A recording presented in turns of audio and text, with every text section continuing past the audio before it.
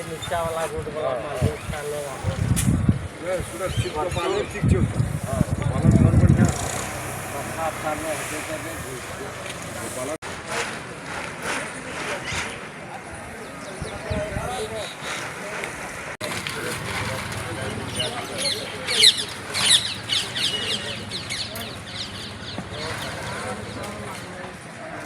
नीचा वाला रोड वाला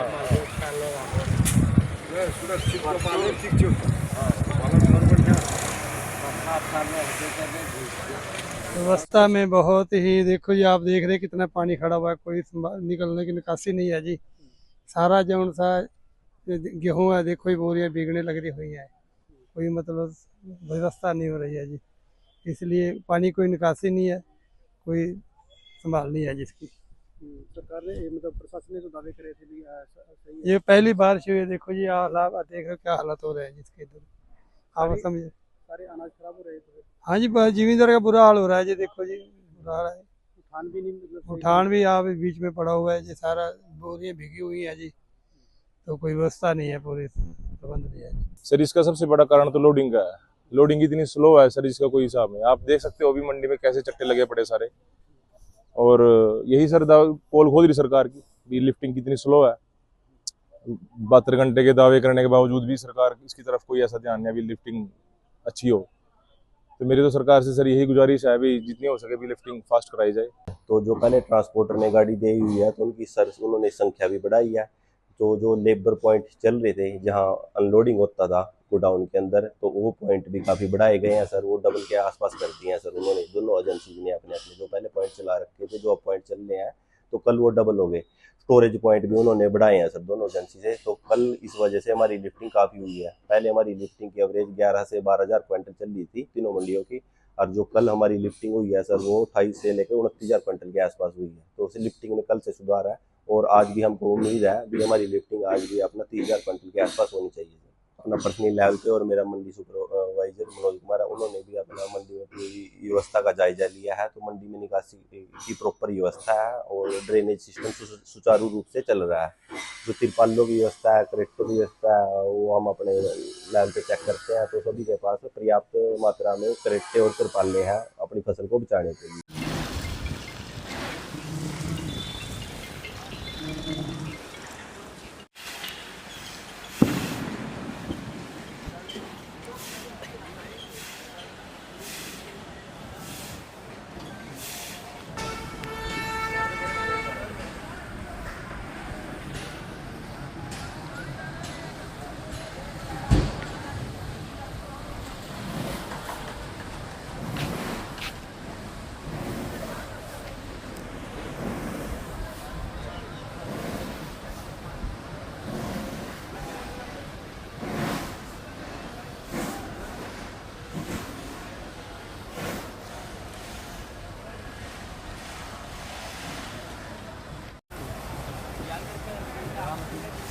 अभी कह रहे कहाँ गया हो? वो तो गया उधर सीने गया। हाँ तीन किस में लगा दिया।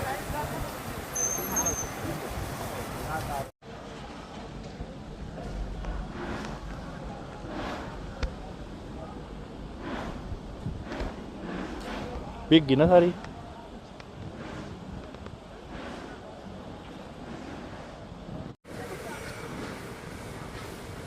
कम ऐड करते थोड़ी सी।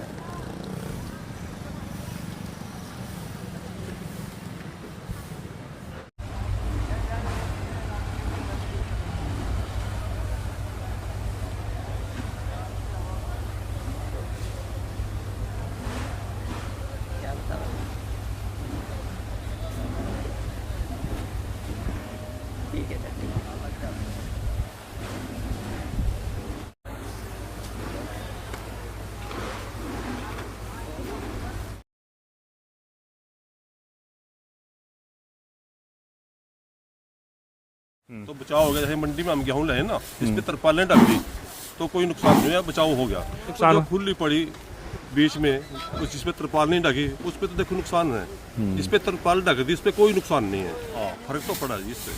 अब बरसात होगी, फसल कटी नहीं, वो लेट कटेगी। तो जो अब फसल गीली हो गई है तो इसमें दिक्कत आएगी किसान को? नहीं, अगर जिसकी गिल्ली है तो उसको उसकानी पड़ेगी ना, वो उसकानी पड़ेगी, डबल उसका खर्चा होगा, तब जाके वो भरी जाएगी। 15 मार्च से सरसों की तो 1 अप्रैल से गेहूं की खरीद शुरू हो चुकी थी। वहीं अगर खरीद की बात करें तो अब पिक टाइम है बिल्कुल गेहूं का, और समापन की ओर है सरसों की खरीद। आप देख सकते हैं कि चरखी दादरी की अनाज मंडी में गेहूं और सरसों के पहाड़ जैसे ढेर लगे हुए हैं। इसका कारण केवल यही है कि उठान प्रक्रिया धीमी गति से चल रही थी। वहीं अधिकारियों का कहना है कि हमने प्रक्रिया को पूरा गति से प्रगति पर लेकर गए हैं। वहीं हमने उठान प्रक्रिया तेजी से करना शुरू भी कर दिया है। अधिकारियों को और कर्मचारियों को निर्देश दिए गए हैं कि आड़ती और किसानों को किसी प्रकार की कोई परेशानी नहीं होने दी जाएगी। वहीं अगर हम बात करें चरखी दादरी की अनाज मंडी की, तो अब भी देख सकते हैं कि मार्केट कमेटी की ओर जाने वाली सड़क पर गेहूं के ढेर लगे हुए हैं और उठान प्रक्रिया इस गेहूं की बिल्कुल धीमी गति से चल रही है। वहीं अधिकारियों का दावा है कि उनकी प्रक्रिया बिल्कुल तेज गति से चल रही है। चाहे सरसों हो चाहे गेहूं हो, सभी प्रकार की व्यवस्थाएं कर रखी हैं। किसानों को और आड़तियों को कोई परेशानी नहीं होने दी जाएगी। वहीं भी प्रशासन ने यहाँ बार बार आकर तहकीकात और निरीक्षण करता है कि कहीं कोई त्रुटि तो नहीं है।